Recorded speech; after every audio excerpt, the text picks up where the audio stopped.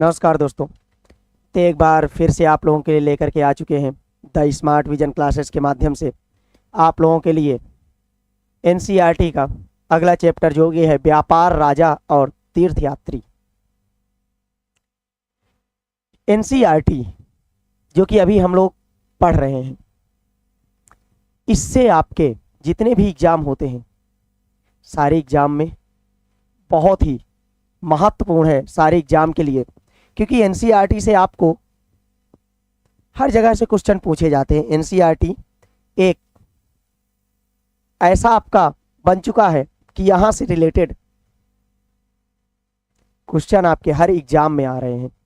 पिछले कुछ समय से देखा जा रहा है कि एनसीईआरटी की मांग, जितनी भी आपकी परीक्षाएं हो रही हैं उनमें सबसे ज़्यादा एनसीईआरटी से रिलेटेड क्वेश्चन आ रहे हैं। तो ये जो आपका चैप्टर है व्यापारी, राजा और तीर्थयात्री, तो आखिरकार व्यापार किस तरीके से हमारा चल रहा था। जो राजा थे, जो तीर्थयात्री थे, राजा और तीर्थयात्री कैसे इसमें पार्टिसिपेट कर रहे थे। जो राजा होता था उनके दरबार में विभिन्न प्रकार के तीर्थयात्री आते थे। तो यहां पर जो आपकी एक कहानी दी गई है, एनसीईआरटी हमेशा कहानियों से उठाता है, क्योंकि यहां पर हम लोग 6 क्लास की एनसीईआरटी पढ़ रहे हैं। तो एक 6 साल के जो 6वीं में पढ़ रहा बच्चा होता है, 8-9 वर्ष का बालक, उस अवस्था में वह कहानी के माध्यम से ही सारी चीज़ों को जानने के लिए ज़्यादा प्रयास करता है। यहाँ पर वैसे ही एक कहानी दी गई है कि जगनी जो अपने गांव में मेला लगा हुआ था, वहाँ पर यह बैठी हुई थी। स्टील के बर्तन इसके पास क्या थे? स्टील के चमकदार बर्तन थे। उसके अलावा रंग बिरंगी प्लास्टिक की इसके पास जो बाल्टियाँ थी और भी ऐसी बहुत सारी चीज़ें लेकर के यह बैठी हुई थी। तो इसके मन में विचार आता है कि आज हम लोग जो व्यापार कर रहे हैं, पहले भी तो ऐसे व्यापार किया जाता रहा होगा, पहले के समय में भी तो लोग व्यापार करते रहे होंगे। तो व्यापारियों के बारे में हमको जानकारियां कहाँ से प्राप्त होती हैं? आखिरकार ये जो व्यापारी हैं, इसके बारे में हम लोग कहाँ से जानकारी प्राप्त करते हैं? तो पिछली क्लास में अभी हम लोगों ने बर्तनों के बारे में पढ़ा कि हमको विभिन्न प्रकार के बर्तन प्राप्त होते हैं। खुदाई से जो आर्कियोलॉजिस्ट होते हैं, जिनको आप पुरातत्वविद बोलते हैं, तो उनसे खुदाई में बहुत सारे बर्तन प्राप्त हुए हैं। तो उनमें से कुछ आपके बहुत ही खूबसूरत बर्तन थे और ख़ास प्रकार के बर्तन थे, जिनमें ऊपर से जो आपके काली पॉलिश लगा दी जाती थी। उसके अलावा जो इस महाद्वीप में आपको और भी महत्वपूर्ण चीज़ें देखने को प्राप्त होती हैं, तो उनमें हम लोगों को ये सोचना चाहिए कि आखिरकार ये जो बर्तन थे, बर्तन पहली बार कहाँ पे आए होंगे? पहली बार जो बर्तन होते थे कहाँ पे बने होंगे? अगर इसके बारे में देखा जाए तो बहुत सारे जो पूरा स्थल है, अब ये जो महाद्वीप है, उपमहाद्वीप जिसको हम बोलते हैं, कोई ना कोई ऐसा स्थान होगा जहाँ से पहली बार बर्तनों के हमको प्रमाण मिलते हैं। लेकिन हम लोग यह अनुमान लगा सकते हैं, जैसे कि आपको हस्तिनापुर से बहुत सारे बर्तनों के प्रमाण मिले हैं, लौह प्रमाण मिले हैं। जब आप हस्तिनापुर के बारे में सुनते हैं तो सबसे पहले आपके लोहे के प्रमाण के बात आती है कि पहली बार आपको किस चीज़ का प्रमाण मिला था यहाँ से, तो लोहे का प्रमाण मिला था।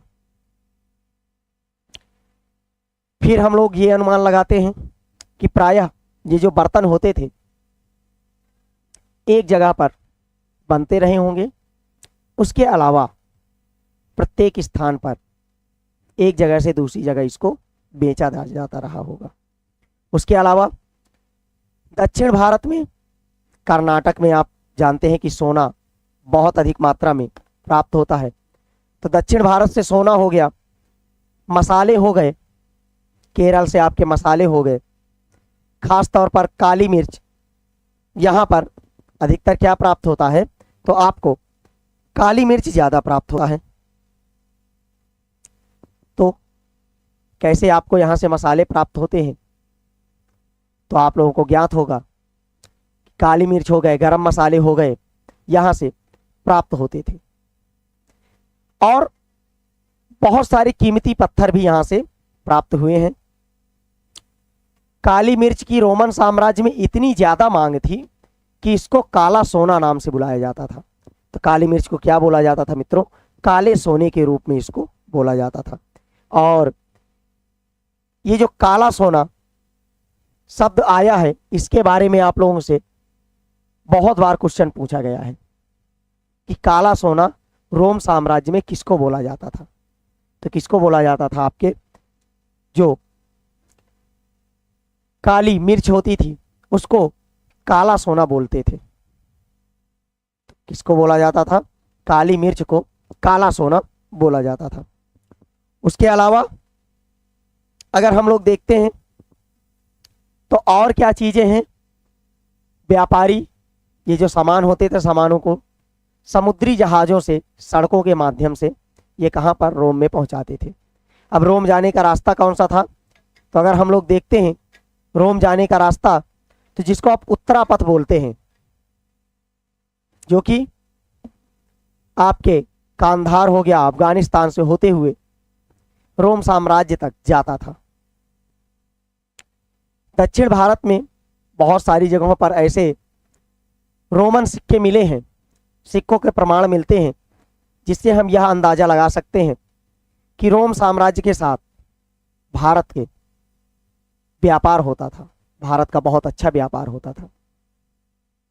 तो हम इससे क्या अंदाजा लगा सकते हैं कि रोम साम्राज्य के साथ भारत के व्यापारिक संबंध बहुत ही घनिष्ठ थे।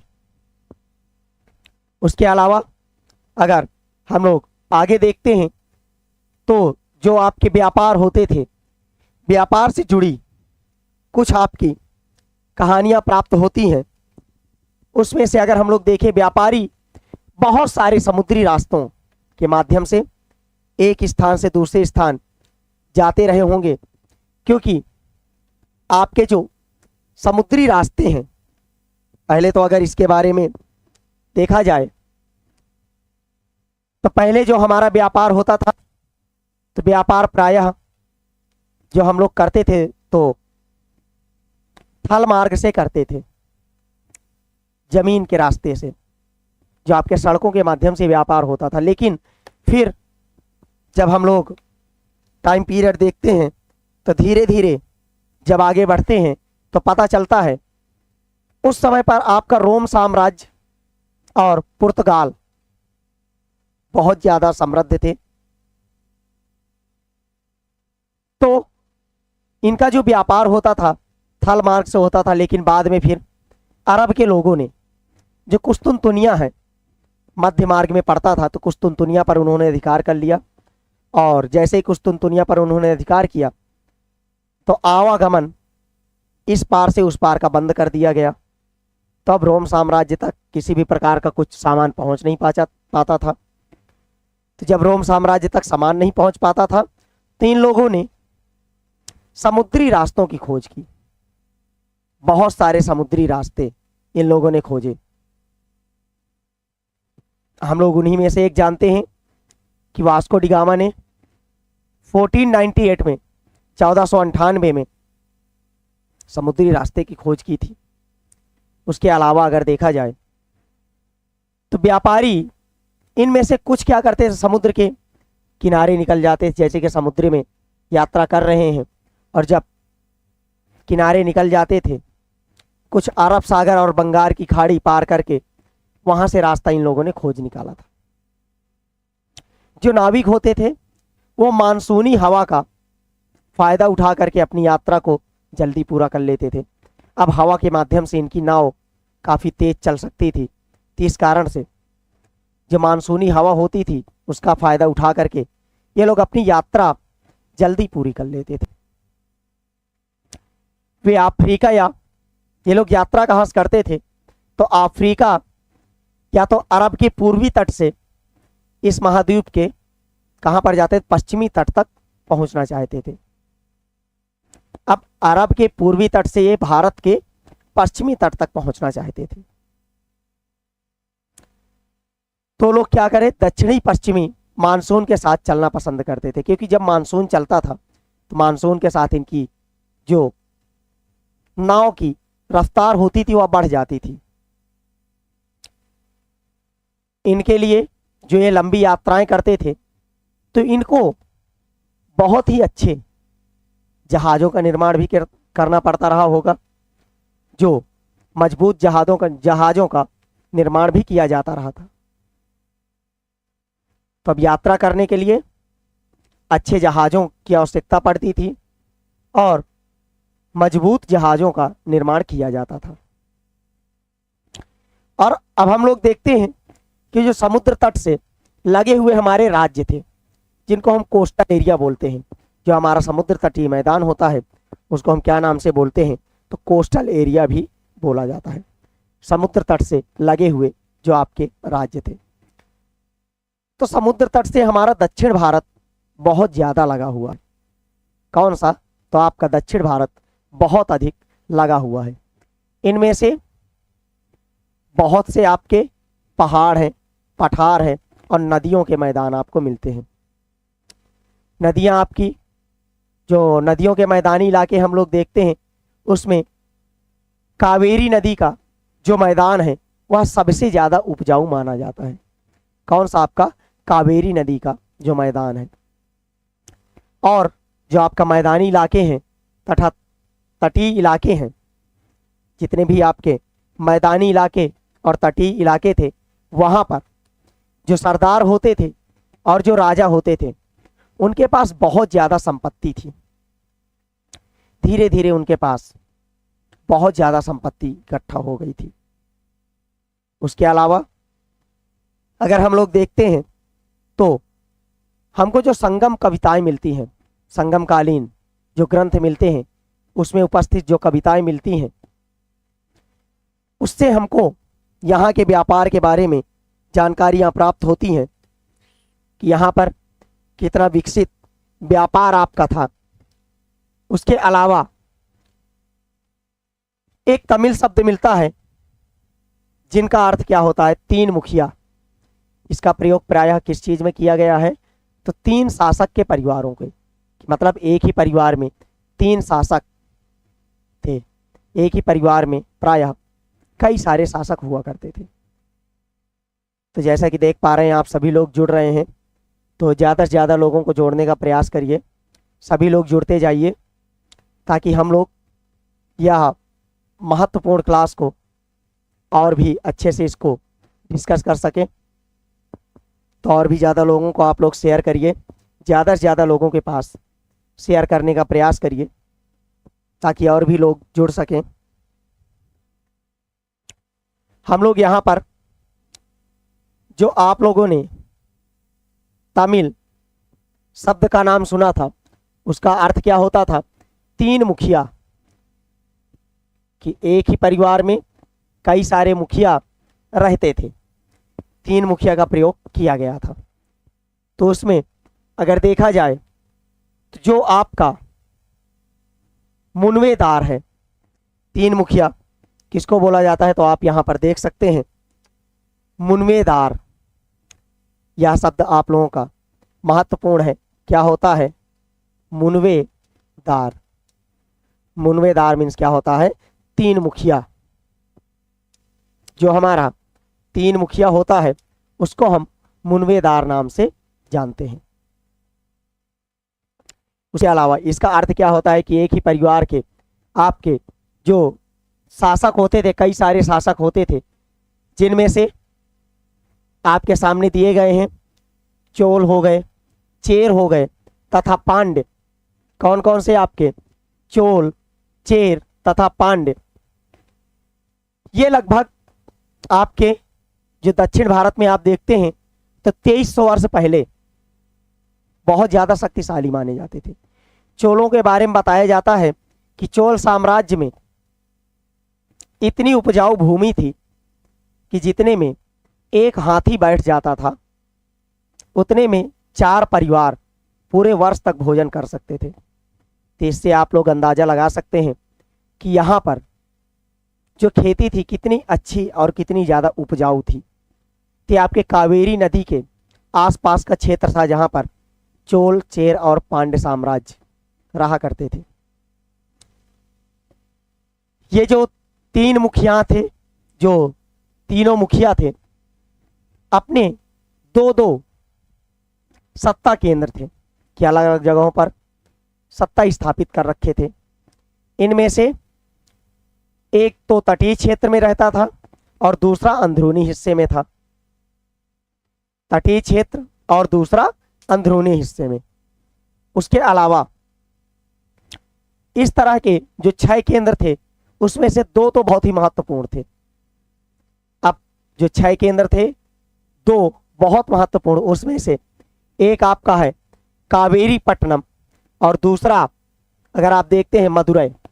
जो आपके 3 संगम हुए हैं इन्हीं मदुरै के आसपास हुए हैं, जो आप इनके बारे में जानते हैं। मदुरै 2 संगमों का स्थान आपका मदुरै ही रहा है।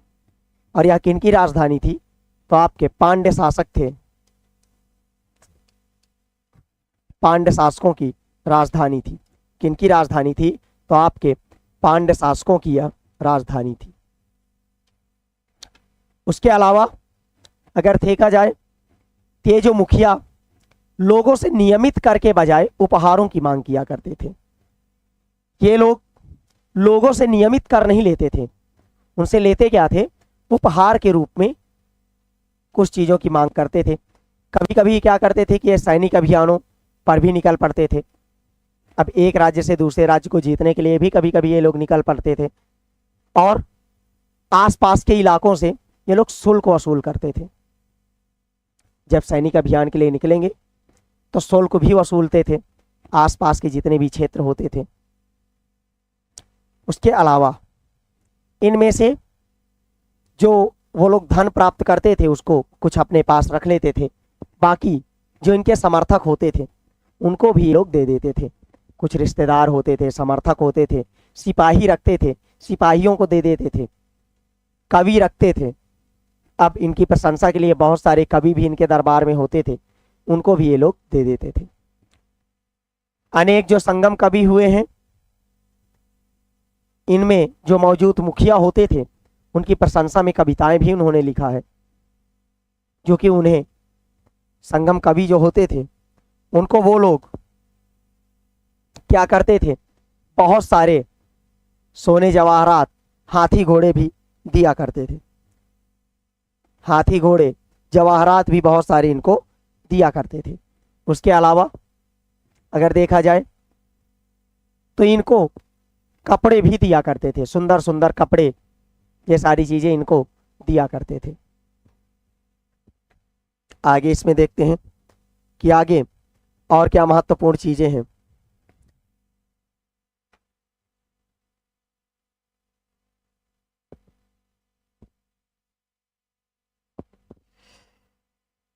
तीस में लगभग जब आगे हम देखते हैं 200 वर्ष के बाद, 200 वर्षों के बाद हम लोग देखते हैं कि पश्चिम भारत में धीरे धीरे बहुत सारे राजवंश का उदय होने लगता है, जिसमें से आपका सातवाहन राजवंश का प्रभाव बढ़ता है। किसका? तो सातवाहन राजवंश का प्रभाव बढ़ने लगता है। और एक बार आप लोग क्लास को शेयर कर दीजिए, जितने भी लोग जुड़े हैं सब लोग क्लास को लाइक कर दीजिए। जितने भी लोग अभी तक जुड़े हैं सभी लोग क्लास को लाइक कर दीजिए, और भी ज़्यादा से ज़्यादा लोगों को आप लोग जोड़ने का प्रयास करिए। तो चलिए इसमें हम लोग देखते हैं कि धीरे धीरे आपके जो सातवाहन राजवंश का प्रभाव बढ़ने लगता है, और यह आपका किस क्षेत्र में होता है? तो पश्चिमी भारत जो होता है, गुजरात महाराष्ट्र वाला एरिया जो होता है वहाँ पर इनका प्रभाव बढ़ने लगता है। और इनका जो सातवाहनों का सबसे प्रमुख राजा होता है, कौन होता है? गौतमीपुत्र सातकर्णी। इनका प्रमुख राजा कौन सा होता है? तो आपका गौतमीपुत्र सातकर्णी, उसके बारे में हमें उसकी माता गौतमी बलश्री द्वारा दान किए गए एक अभिलेख से पता चलता है। उसके बारे में जो हमको सूचनाएं मिलती हैं। Good evening Yamini Parveen, good evening. तो जो गौतमी पुत्र सातकर्णी है उनके बारे में अगर सूचनाएं हमको देखा जाए कि सूचनाएं कहाँ से प्राप्त होती हैं, तो हमको उनकी माता जी जो गौतमी बलश्री हैं उनके द्वारा एक अभिलेख दान में दिया जाता है, उससे हमको पता चलता है। और उनके बारे में पता चलता है कि उनको क्या बोला जाता है, दक्षिणापथ स्वामी। क्या बोला जाता है मित्रों, तो उनको बोला जाता है दक्षिणापथ स्वामी। उनके बारे में जो सूचनाएं मिलती हैं तो उनको बोला क्या जाता है, दक्षिणापथ स्वामी। कि दक्षिण का जो रास्ता गया हुआ है उसमें अधिकार करने वाला कौन है, आपका गौतमी पुत्र सातकर्णी। तो इसका शाब्दिक अर्थ अगर हम लोग देखते हैं तो क्या हो जाता है कि दक्षिणापथ का शाब्दिक अर्थ होता है कि दक्षिण की ओर जाने वाला रास्ता जहां पर यह उसका स्वामी होता है तो उस पर अपना अधिकार कर रखता है। पूरा जो दक्षिणापथ है उस क्षेत्र के लिए यही नाम प्रचलित था। श्री सातकर्णी के बारे में अगर बात किया जाए, पूर्वी पश्चिमी तथा दक्षिणी तटों पर अपनी सेनाएं उसने भेजी थी और उनको जीतने का कार्य किया था। तो कौन कौन से क्षेत्र आपके हो गए, पूर्वी पश्चिमी तथा दक्षिणी तटों पर अपनी सेनाओं को उसने भेजा था। उसके अलावा आगे हम देखते हैं तो रेशम मार्ग के बारे में हमको सूचनाएं प्राप्त होती हैं।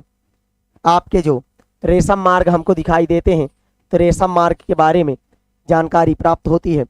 आखिरकार ये रेशम मार्ग था क्या, रेशम मार्ग के बारे में अगर देखा जाए तो भारत में आपके पहले चाइना का जो क्षेत्र है वहां पर रेशम बहुत अधिक मात्रा में उत्पादन किया जाता था। और यह किस टाइम पीरियड की बात है, तो कनिष्क का जब टाइम पीरियड आया तो उस टाइम पर रेशम का व्यापार उस क्षेत्र में बहुत अधिक मात्रा में होता था। जो आपके कीमती चमकीले रंग और चिकनी मुलायम बनावट की वजह से रेशम बहुत ही ज़्यादा प्रसिद्ध था और यह बहुत ही ज़्यादा बहुमूल्य माना जाता था। जो आपका रेशमी कपड़ा तैयार करना एक बहुत ही जटिल प्रक्रिया थी। जो रेशम का कीड़ा होता है उससे कच्चा रेशम निकाला जाता है और फिर सूत की कताई होती है और फिर उससे कपड़ा बुना जाता है। तो पहले उसके कीड़े से कच्चा रेशम निकाला जाता है और फिर इससे चमकीले रंग और चिकने मुलायम कलर के कपड़े बनते हैं। जो मुलायम चिकने और मुलायम होते हैं वैसे आपके कपड़े बनते हैं। रेशम जो बनाने की प्रक्रिया होती थी बहुत ही जटिल होती थी, बहुत ही कठिन प्रक्रिया यह मानी जाती थी। और इसका आविष्कार सबसे पहले कहाँ पर हुआ था, तो आपके चाइना में इसका सबसे पहले आविष्कार माना जाता है। और चाइना में कब इसका आविष्कार माना जाता है, तो 7000 ईस्वी में, 7000 ईसा पूर्व। कब माना जाता है, तो 7000 ईसा पूर्व माना जाता है कि चाइना में इसका आविष्कार किया गया था। तो ये आपका बहुत ही महत्वपूर्ण क्वेश्चन है कि रेशम का आविष्कार पहली बार कहाँ पर हुआ था, तो कहाँ पर हुआ था मित्रों, तो ये आपके 7000 वर्ष पहले चीन में इसका आविष्कार हुआ था। उसके अलावा अगर हम लोग देखते हैं कि ये जो तकनीकी थी, इस चीन वालों ने जो ये तकनीकी उन्होंने आविष्कार किया, दुनिया से इसको बहुत वर्षों तक इन्होंने छिपा करके रखा। चीन से जो व्यापार होता था पैदल या घोड़ों से या तो ऊंट पर ये लोग व्यापार करते थे और एक जगह से दूसरे स्थान पर ये लोग जाते थे। और जो व्यापार करते थे उसके साथ ये लोग रेशमी कपड़े भी लेकर के जाते थे। और जिस रास्ते से ये लोग यात्रा करते थे उसको हम रेशम मार्ग या तो सिल्क रूट नाम से इसको हम जानते हैं। कृष्णा कुमार जी, तो इसको हम क्या नाम से जानते हैं, सिल्क रूट या तो क्या, रेशम मार्ग नाम से इसको हम जानते हैं। और इसी रेशम मार्ग पर कनिष्क ने अधिकार कर लिया था। कभी कभी क्या होता था कि चीन के जो शासक होते थे वो ईरान और पश्चिमी एशिया के शासकों को उपहार के तौर पर रेशमी कपड़े भेजते थे। अब यहाँ के लोग जो आपके यूरोप में लोग रहते थे और आपके पश्चिमी क्षेत्र में जो लोग रहते थे उनको ये लोग उपहार के रूप में भेजते थे। जैसे कि आपका ईरान हो गया, ईरान के शासकों के पास ये लोग उपहार में भेजा करते थे। यहाँ से रेशम के बारे में जानकारी धीरे धीरे पश्चिम की ओर फैल गई। अब जब वहाँ पर रेशमी कपड़े जा रहे हैं तो वहाँ पर भी यह जानकारी फैल गई, और यहाँ से अब जानकारी जैसी ही फैलती है तो वहाँ के लोग भी रेशमी कपड़े बहुत ज़्यादा पहनने लगते हैं, और उसका एक फैशन बन जाता है कि यानी बहुत ज़्यादा ये लोग रेशमी कपड़े का उपयोग करने लगते हैं। और इसका अधिकतर उपयोग राजा लोग करते थे, इसीलिए इसकी कीमत जो है बहुत ही ज़्यादा बढ़ती गई और धीरे धीरे इनकी कीमतों पर बहुत ज़्यादा उछाल होने लगा, क्योंकि चीन से इसको लाने में बहुत ही दुर्गम पहाड़ियाँ पड़ती थी। ये आपका अफगानिस्तान की जो पहाड़ियाँ हैं, हिंदू कुश पर्वत, उसके ऊपर से गुजर करके जाना पड़ता था, तो वो आपके बहुत ही पहाड़ी रास्ते होते थे, और उसके आगे सऊदी अरब का आपका रेगिस्तान पड़ता था। ते जो आपका मार्ग है रेशम मार्ग, यहाँ से रेगिस्तान वाले रास्तों से होकर के जाना पड़ता था, दुर्गम पहाड़ियों से होकर के। यही नहीं, रास्ते के आसपास रहने वाले व्यापारियों से यात्रा शुल्क भी रहते थे कि आपको अगर इस यात्रा से व्यापार करना है तो आप लोग यहाँ पर शुल्क दे करके जाइए। उसके अलावा ये जो सिल्क रूट होता था, तो सिल्क रूट के बारे में उसकी शाखाओं को दिखाया गया है, आगे आपको सिल्क रूट के बारे में बताया गया है। कुछ शासक थे जो कि बड़े बड़े हिस्सों पर अपना नियंत्रण कर रखे थे। अब उसमें से कौन कौन से आपके ऐसे शासक थे जिन लोगों ने इस पे नियंत्रण कर रखा था, तो उस पे अगर हम लोग देखें कि आखिरकार ये जो शासक थे, तो कौन कौन से ऐसे शासक थे जिन लोगों ने यहाँ पर नियंत्रण कर रखा था।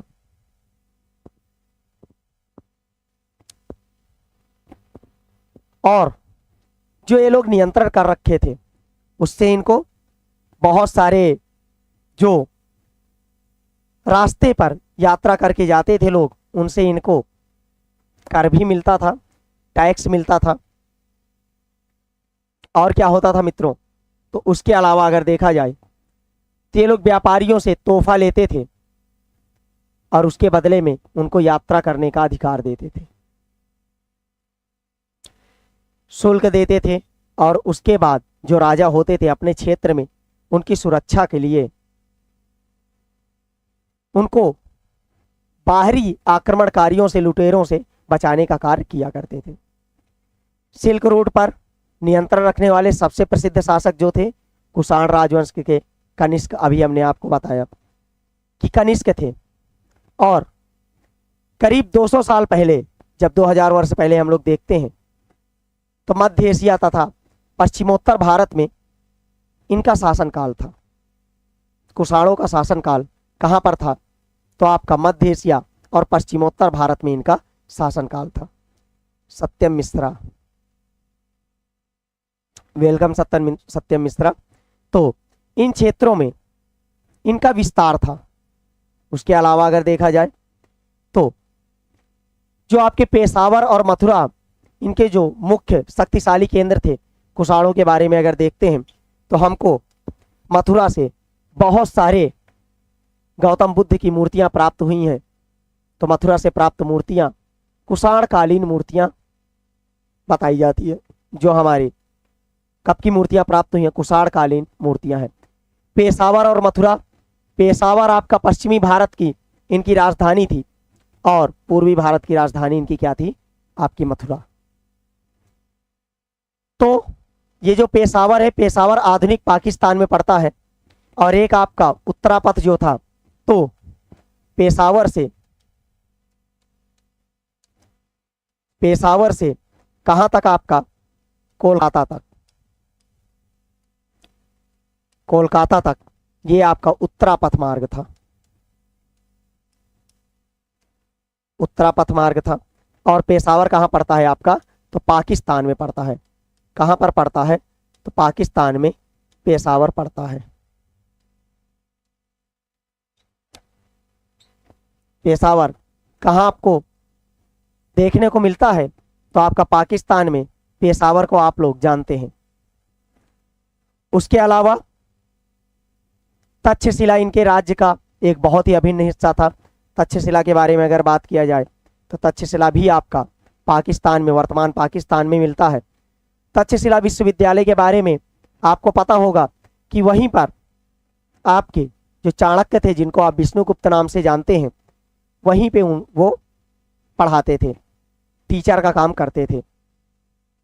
उसके अलावा इनके शासनकाल में सिल्क रूट की एक शाखा मध्य एशिया से होकर के सिंधु नदी के मुहाने से पत्तनों की ओर जाती थी। पत्तन किनको हम बोलते हैं, तो जो आपके पोर्ट होते हैं, क्या होते हैं, पोर्ट, जहां पर आपके जहाज उतरते हैं। तो कहाँ तक ये लोग ये जाते थे, पत्तन तक। तो पत्तन किसको बोलते हैं, जो आपके बंदरगाह होते हैं।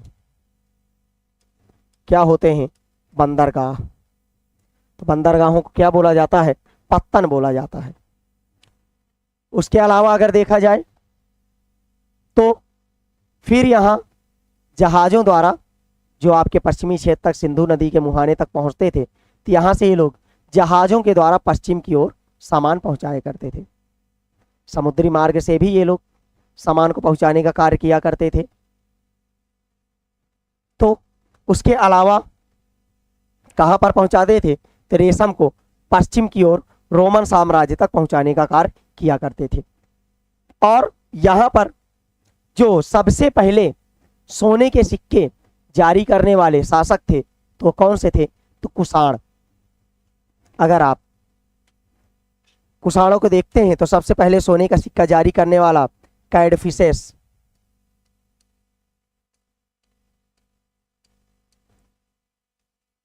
कैडफिसेस सबसे पहले सिक्कों को जारी करता है। या किस वंश से था, तो आपका कुषाण वंश से।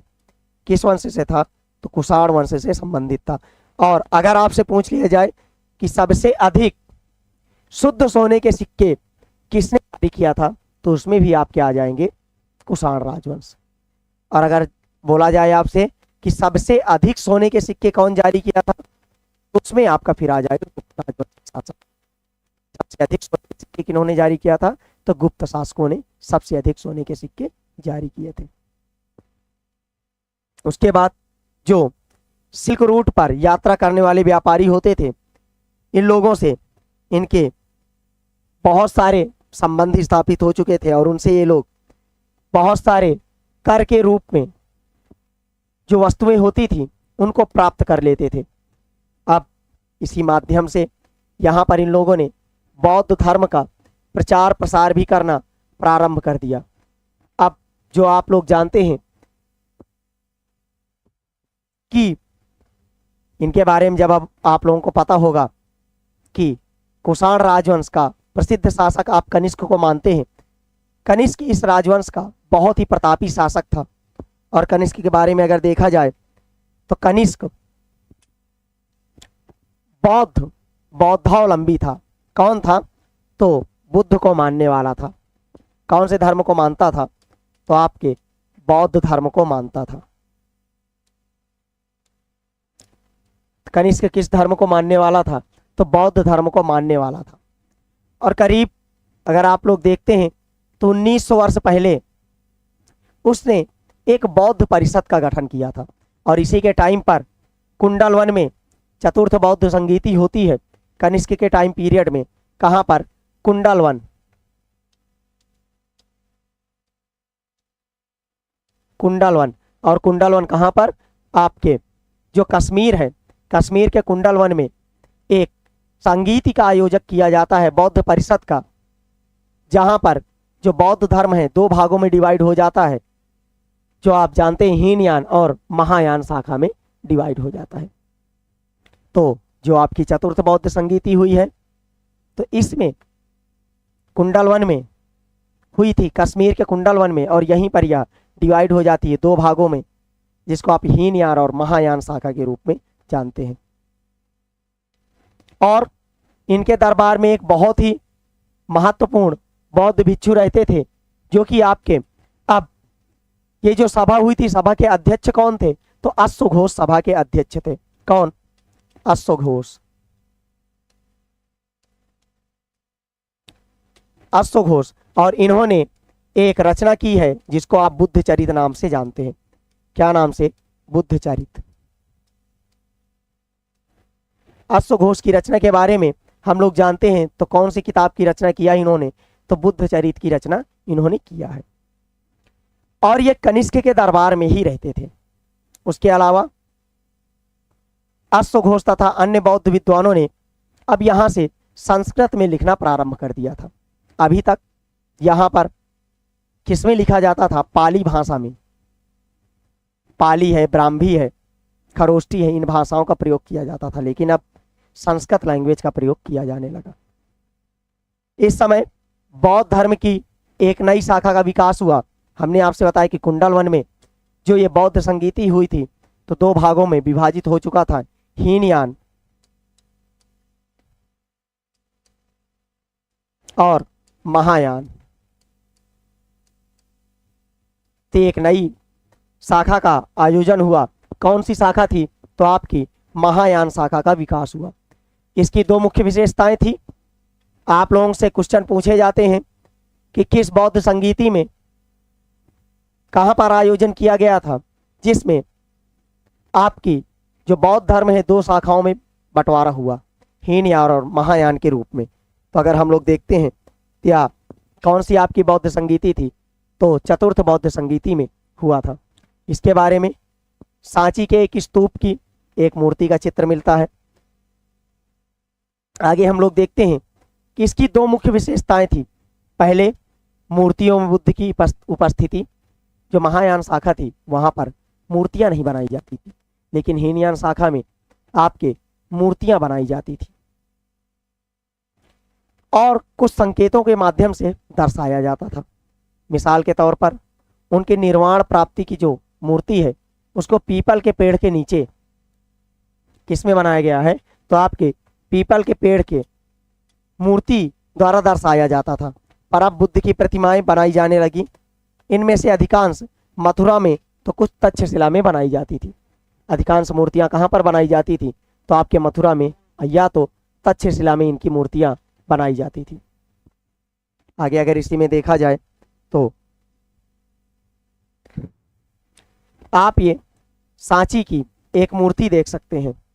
सांची में विद्यमान एक मूर्ति के बारे में आपको यहाँ पर कमेंट सेक्शन में आप बताइए कि ये स्पष्ट आपको दिखाई दे रहा है।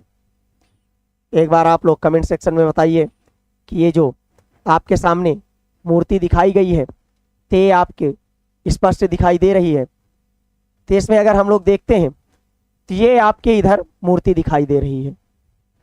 सब लोगों को दिखाई दे रहा है। इस मूर्ति में आप देखेंगे तो पीपल वृक्ष के रूप में दर्शाया गया है और ये कब का है? निर्वाणा के लिए इनको दर्शाया गया है। और दूसरा परिवर्तन क्या हुआ? बोधिसत्व की आत्मा को लेकर के। बोधिसत्व किसे कहा गया है? तो गौतम बुद्ध को बोधिसत्व बोला गया है। इनकी आस्था को लेकर के दूसरा जो माना जाता है, इनकी आस्था को लेकर के माना जाता है।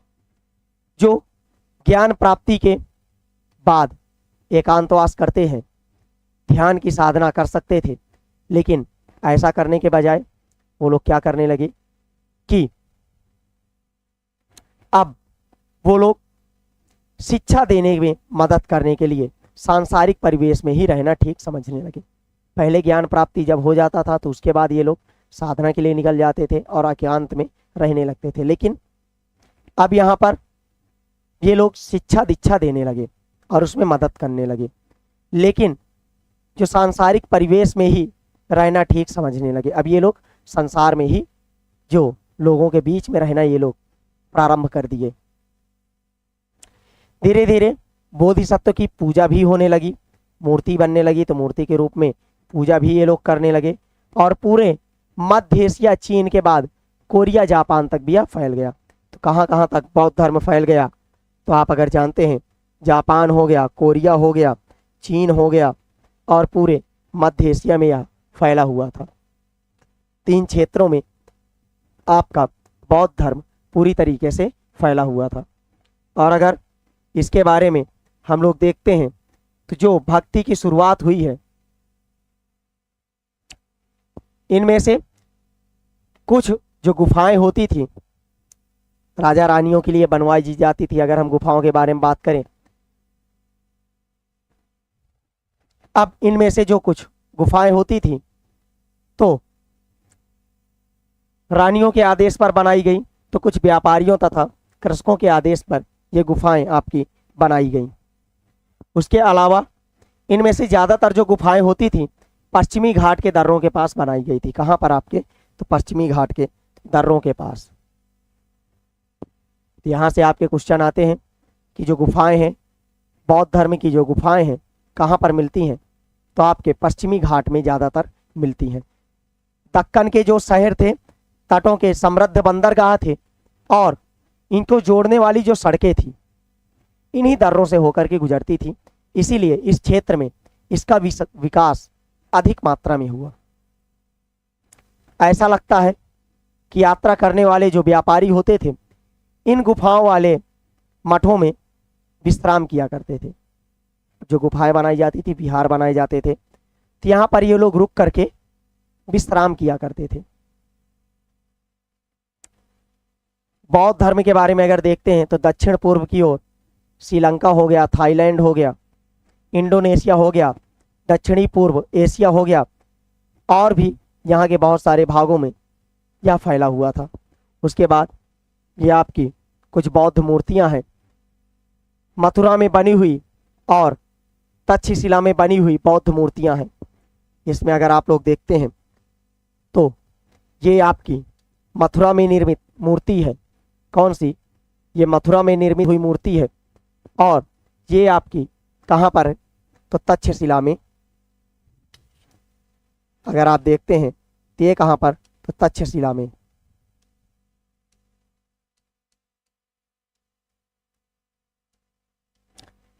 तक्षशिला में निर्मित की गई यह मूर्ति है।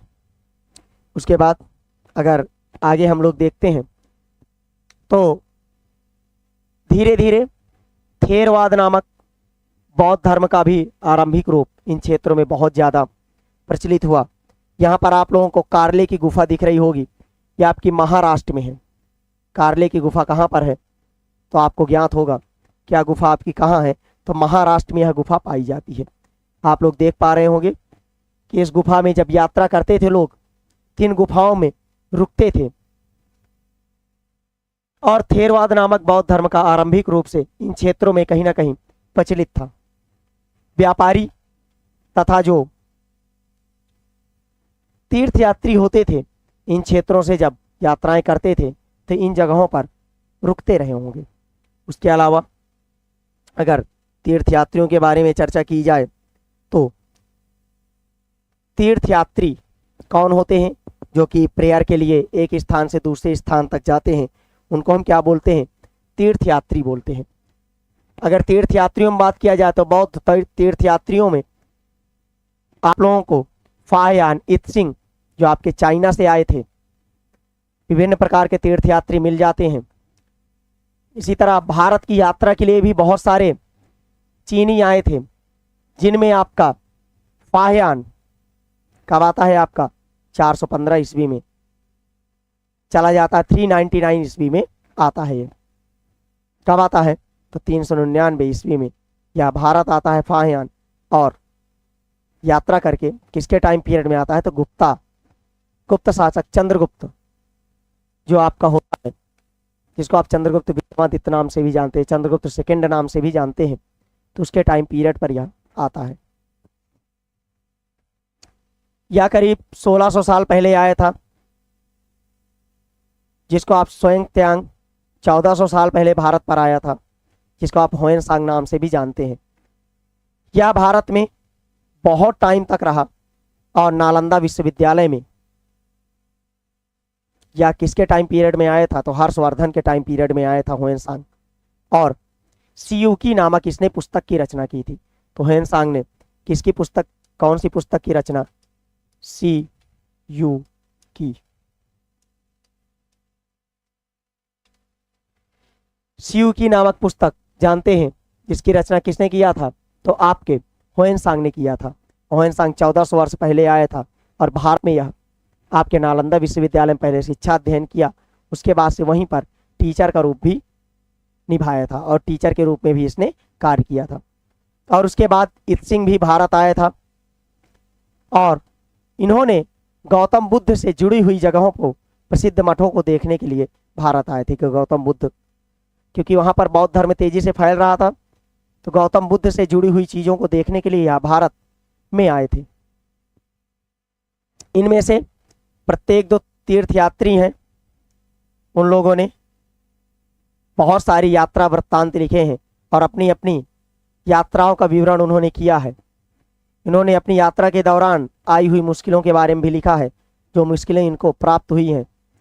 इन यात्राओं में इन्होंने क्या क्या चीज़ें सीखी, बहुत ज़्यादा समय लग जाता था, इन सब चीज़ों के बारे में भी इन्होंने बताया है। जो फायान है, फायान की रचना कौन सी है?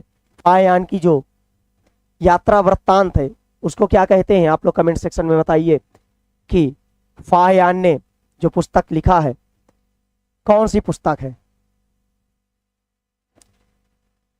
बहुत सारी किताबें इन लोगों ने लिखा है और उनको लिख करके अपने साथ भी लेकर के ये लोग गए हैं। ह्वेनसांग के बारे में बताया जाता है कि लगभग 400 से अधिक ग्रंथों को इसने ट्रांसलेट किया था और जब यह भारत से चीन वापस गया था तो अपने साथ उन सारी पुस्तकों को लेकर के गया था। आगे हम लोग देखते हैं इसमें फायान चीन वापस कैसे लौटा। फायान के बारे में, फायान भी इसके बारे में कुछ चीजें लिखता है। फायान भारत की यात्रा करता है और वह चीन वापस कैसे लौटा उसके बारे में कुछ चीजें आप देख लीजिए। यहाँ पर लिखा हुआ है आपके सामने। फायान ने अपने घर चीन वापस लौटने के लिए अपनी यात्रा कहाँ से चालू किया था? उसने बंगाल से चालू किया था और उसके पश्चात वह व्यापारियों के एक जहाज पर चढ़ा। मुश्किल से वो 2 दिन ही चल पाए थे कि एक समुद्री तूफान में वो लोग फंस गए। फायान जब वापस जाता है तो अपनी पुस्तक में लिखता है, बंगाल से वह एक जहाज में चढ़ता है और चढ़ने के बाद ही कुछ दूर जब वो जाता है तो उसके बाद वह तूफान में फंस जाता है। व्यापारी अपने जहाज को डूबने से बचाने के लिए उसमें से माल को नीचे फेंकने लगते हैं ताकि वह हल्का हो जाए, जो जहाज था जहाज को हल्का किया जा सके। और फायान ने भी अपने सामान को फेंक दिया, पर अपनी उन पांडुलिपियों और बुद्ध की मूर्तियों को नहीं फेंका जिन्हें उसने अपनी भारत यात्रा के दौरान संकलित किया था। देखिए यहाँ पर उसने अपनी सारी चीज़ों को फेंक दिया नीचे, लेकिन जो बुद्ध से रिलेटेड पांडुलिपियाँ थी और जो बुद्ध की मूर्तियाँ थी, बुद्ध की मूर्तियों को इसने अभी तक नहीं फेंका, उनको अपने पास ही रखा था। उसके बाद अंततः 13 दिनों के बाद आंधी रुकी। उसने समुद्र का वर्णन इस प्रकार किया है, समुद्र असीम है, सूर्य चांद या तारों की गति को देखे बिना यह पता लगा पाना असंभव है कि पूर्व किधर है या पश्चिम किस दिशा में है। अगर बरसात और अंधेरा हो तो जहाज को हवा की रुख में ले जाने के अलावा और कोई चारा नहीं है। उसके अलावा देखते हैं जावा पहुंचने में उसे 90 दिन से भी ज़्यादा लग गए। मतलब जब वो तक जावा सुमात्रा पहुंचा तो उसको 90 दिन से अधिक का वक्त लग गया था। तो जावा पहुंचने में उसको 90 दिन से भी ज़्यादा लग गए। वह 5 महीनों के लिए रुका। इसके बाद दूसरे व्यापारी जहाज में चढ़कर वह चीन पहुंचा। तो लगभग 1 वर्ष पश्चात वह चीन पहुंचता है। उसके बाद आगे अगर हम लोग देखते हैं तो जो आपका श्वेत्यांग, जिसको आप ह्वेनसांग नाम से जानते हैं, भूमार्ग से चीन से भारत की यात्रा करता है। तो उसके बारे में देखते हैं। उसने सोने चांदी और चंदन की लकड़ियों की बनी बुद्ध की मूर्तियां तथा 600 से भी अधिक पांडुलिपियां एकत्र की थी। कितनी? 600 से अधिक उसने पांडुलिपियों को एकत्र किया था। वह इन्हें 20 घोड़ों पर लाद कर ले जाता है, पर इसमें से 50 पांडुलिपियां उस समय खो गई जब सिंधु नदी को पार करते हुए उसकी नाव पलट गई। अपने जीवन का बाकी हिस्सा उसने बची हुई पांडुलिपियों का संस्कृत से चीनी अनुवाद करने में लगा दिया। अभी हमने आपसे बताया था कि इसने बहुत सारी पांडुलिपियों का अनुवाद संस्कृत से चीनी भाषा में किया था। तो लगभग 50 इसकी पांडुलिपियां खो जाती हैं जब यह नदी को पार कर रहा होता है। उसके अलावा बाकी पांडुलिपियों को यह जीवन भर ट्रांसलेट करता रहता है। कैसे ट्रांसलेट करता है? तो आपका जो संस्कृत भाषा है, संस्कृत भाषा से चीनी भाषा में यह ट्रांसलेट करता रहता है। उसके अलावा नालंदा के बारे में बताया गया है। नालंदा विश्वविद्यालय, इसके बारे में आप लोगों ने बहुत सुना होगा कि इसको बख्तियार खिलजी किसने, तो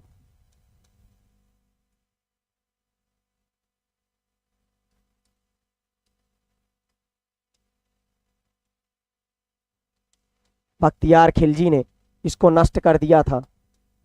किसने? तो बख्तियार खिलजी ने इसको नष्ट कर दिया था। हुएनसांग तथा अन्य तीर्थयात्रियों ने उस समय के सबसे प्रसिद्ध बौद्ध विद्या केंद्र नालंदा विहार में अध्ययन किया। उसने नालंदा के बारे में कुछ इस प्रकार से लिखा, यहाँ के शिक्षक योग्यता तथा बुद्धि में सबसे आगे हैं। बुद्ध के उपदेशों का वह पूरी ईमानदारी से पालन करते हैं। मठ के नियम काफी सख्त हैं जिन्हें सबको मानना पड़ता है। पूरे दिन वाद विवाद चलता रहता है, डिबेट, जिससे युवा और वृद्ध दोनों ही एक दूसरों की मदद करते हैं। विभिन्न शहरों से विद्वान लोग अपनी शंकाएं दूर करने के लिए यहाँ आते हैं। नए आगंतुकों से पहले द्वारपाल ही कठिन प्रश्न पूछते हैं। उन्हें अंदर जाने की अनुमति तभी मिलती है जब वे द्वारपालों को सही उत्तर दे पाते हैं। 10 में से 7-8 उत्तर नहीं दे पाते थे। जो 10 लोग आते थे नालंदा विश्वविद्यालय में, उसमें से 7-8 लोग ऐसे होते थे जो उत्तर नहीं दे पाते थे और उनको नालंदा में प्रवेश नहीं करने दिया जाता था। कुछ लोग ही होते थे जो कि उत्तर दे पाते थे और उन्हीं लोगों को वहां पर प्रवेश दिया जाता था। नालंदा विश्वविद्यालय के बारे में उसने बताया कि यहाँ पर शिक्षा का बहुत ही ज्यादा प्रचार प्रसार था। तो आगे अगर इसमें देखा जाए तो भक्ति की शुरुआत इस टाइम पर धीरे धीरे भक्ति की भी शुरुआत हो जाती है। अभिषेक, गुड इवनिंग अभिषेक। तो धीरे धीरे यहाँ पर भक्ति की भी शुरुआत हो जाती है। अब जैसे ही आप लोग देखते हैं विभिन्न प्रकार की मूर्तियों का प्रचलन हो जाता है, देवी देवताओं की पूजा का भी चलन हो जाता है। बाद में हिंदू धर्म की ये जो आप लोग मूर्ति पूजा मानते हैं, तो मूर्ति पूजा एक टाइम पीरियड के बाद हिंदू धर्म की एक प्रमुख पहचान के रूप में उभर करके आती है और विभिन्न प्रकार के मूर्ति पूजा की जाने लगती है। जैसे कि आप लोग जानते हैं बहुत सारी मूर्तियों का प्रचलन हो जाता है, जिसमें शिव जी की मूर्ति और विष्णु जी की मूर्ति, दुर्गा जी की मूर्ति, ऐसे देवी देवताओं की मूर्तियां बहुत ही ज़्यादा प्रचलित हो जाती हैं। ये जो देवी देवता थे, इनकी पूजा जो भक्ति परंपरा के माध्यम से की जाती थी और भक्ति उस समय काफ़ी लोकप्रिय परंपरा मानी जाती थी। जो भक्ति परंपरा थी वह बहुत ही लोकप्रिय थी और किसी भी देवी देवता के प्रति बहुत ही ज़्यादा श्रद्धा भावना के साथ भक्ति की जाती थी।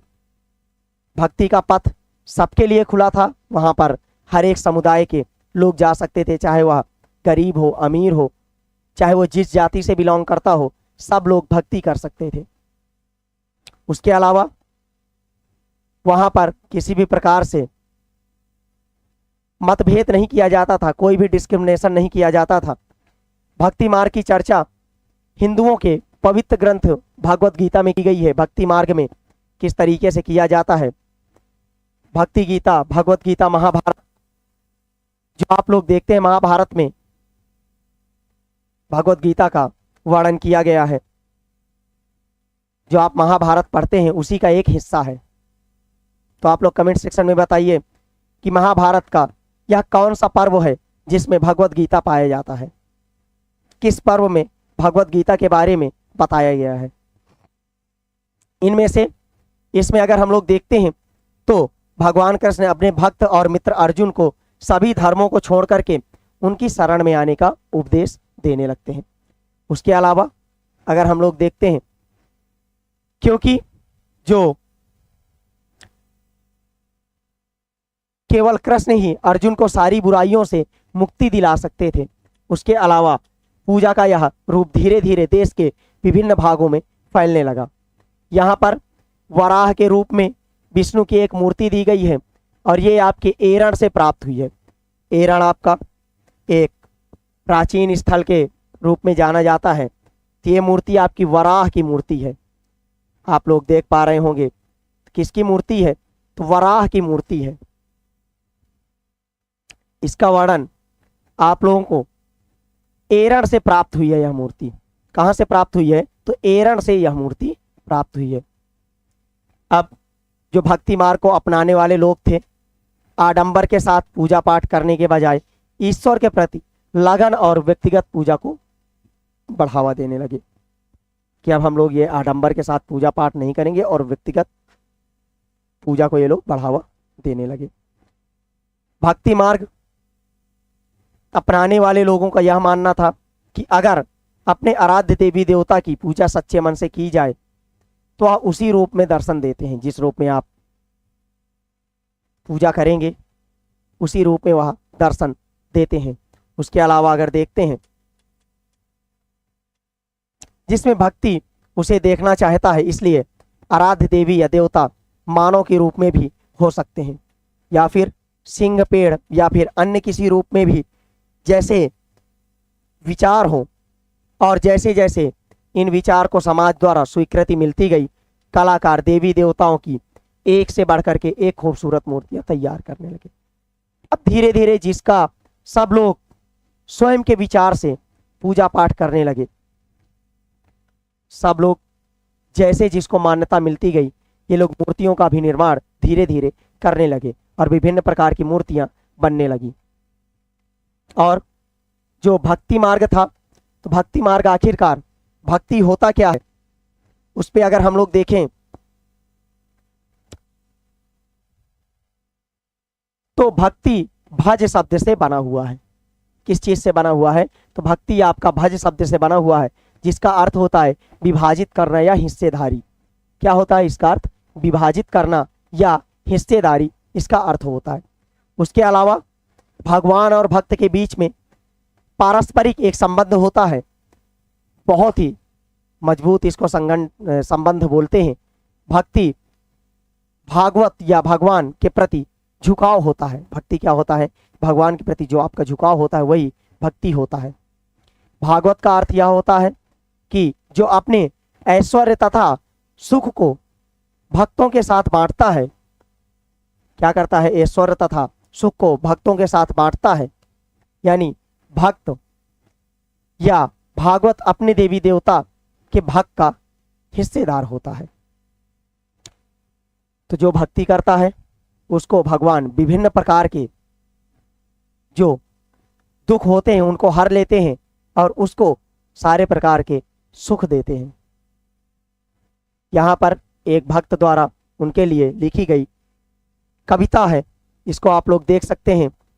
अधिकांश भक्ति साहित्य हमें यही बताते हैं कि धन, ऐश्वर्य तथा ऊंचे पद के जरिए कभी ईश्वर से आत्मीय नहीं बन सकते हैं। अगर आप लोग अपने घमंड में रहेंगे, अगर आप लोग मन में किसी भी प्रकार का घमंड रखते हैं तो आप ईश्वर की भक्ति नहीं कर सकते हैं और ईश्वर के समक्ष नहीं आ सकते हैं। यह कविता आपकी जो अपार बेलल्य है वहां पर आपको यह प्राप्त होती है। इस कविता में आप देख सकते हैं,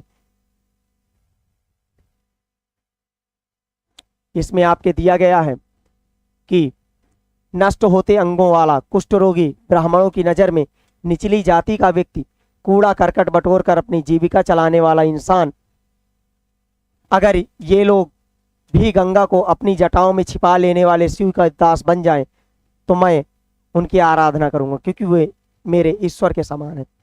यहाँ पर यह बताया गया है कि भक्त चाहे जैसा भी हो, किसी भी प्रकार का हो, लेकिन वो ईश्वर की शरण में चला जाता है। वो चाहे जिस समुदाय का हो, चाहे जिस जाति से हो, अगर ईश्वर की शरण में जाता है तो उसका सम्मान हर जगह पर होना चाहिए। अब बहुत सारे देवी देवताओं का विशेष प्रकार से सम्मान होता था, इसलिए विशेष जगहों पर ही इनकी मूर्तियां रखी जाती थी। इन स्थानों को क्या कहा जाता था? मंदिर कहा जाता था।